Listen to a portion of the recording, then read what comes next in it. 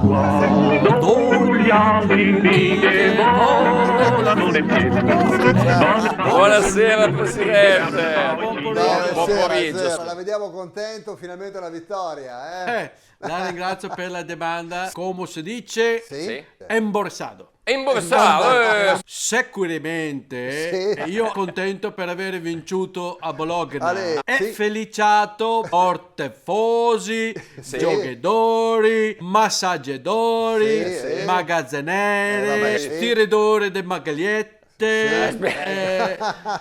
guidatori di pullman. È stata una vincitoria soprattutto del Sì. progetto. Ma Ma attenzione, non ci dobbiamo sentire appagonati. appagati.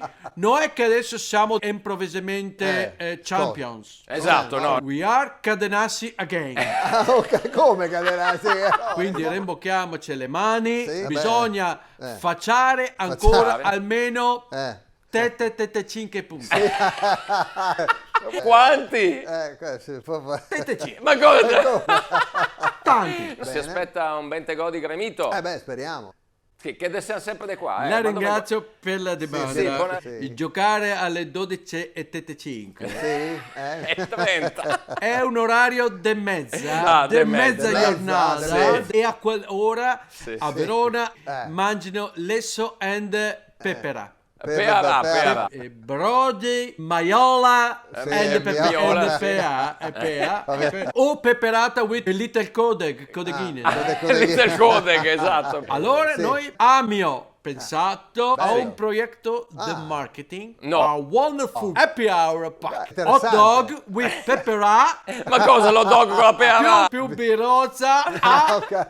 3,35 euro. Quanto costa? Non ho capito. 3,35 Quindi ci credete ancora nella salvezza? La ringrazio per la domanda. Sì, siamo qua. Io crederò di risorgere. Sì, vabbè. Cantano i nostri tifosi. Quindi dai, abbiamo fatto tente, facciamo 35.